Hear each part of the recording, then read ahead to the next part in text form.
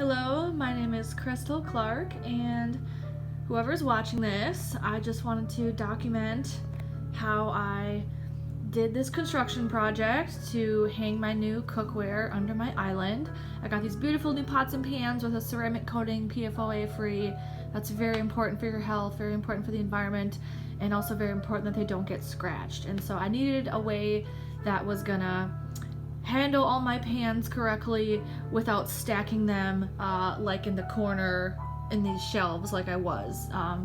That was not good. So I did that with my old pans, and then I threw those away, and now this is my new pans, and I had them sitting out here on the carpet for a while just waiting for me to finish this project. So I'm just going to show you what I did. First, I tried using a non-construction route because construction is not my forte. So I found this steel organizer from Target that you could either use, vertically or horizontally. But my pans didn't really fit in here nicely. My pans were, I guess, wider than this, so that didn't work for me. This was a lid organizer. You just stack your lids in there. So I thought I could use both of these underneath my island. No, that did not work. So I'm gonna have to return those back to Target. So I found these pieces of barn wood in the garage that my ex-roommate left. They were a little bit longer, so I took them to Menards and had them cut off so that they were 21 inches.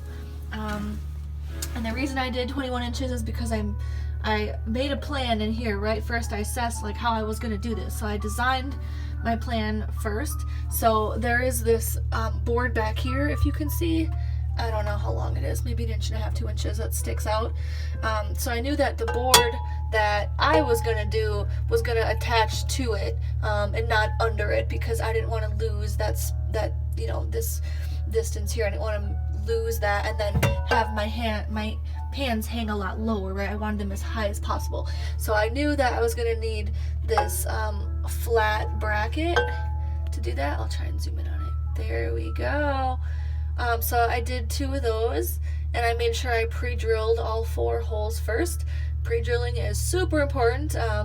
Of course, making sure your drill is going the right direction, also very important, as someone who hates construction and doesn't do this often. Those are 2 very key things, pre-drilling and making sure your drill's in the right direction. So on this side over here, we don't have, that board, so I knew that I was going to need these 90-degree angle L-clips or brackets. They have a lot of names, whatever you want to call them, to connect my board to this outside piece of the island. So pre-drilled all 4 of those as well. I used a marker to kind of hold it up there and mark it first, and then the first thing that I drilled was the brackets. Like I put this screw in and this screw in so that both my brackets were there, and then same thing over there. I put these 2 back screws in to make sure that my brackets were on. So then when I put my piece of wood in, it could just rest on both of the brackets like a shelf. And then I screwed in the screws that went into the board, this barn wood. I did those last. So then after that, I had my board securely up there. It doesn't move. I'm trying to wiggle it. It's real snug.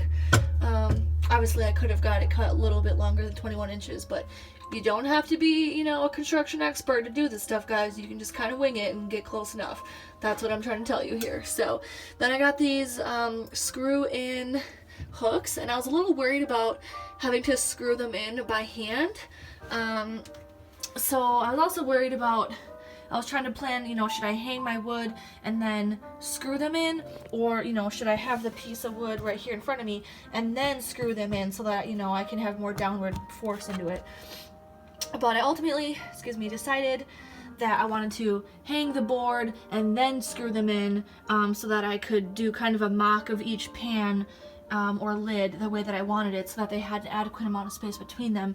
So basically what I did is I laid in here on my back, so facing up, and then I was able to hand screw them in the first, like 5 turns or so, just to get it in there so that you don't have to, you can let go and it'll stay.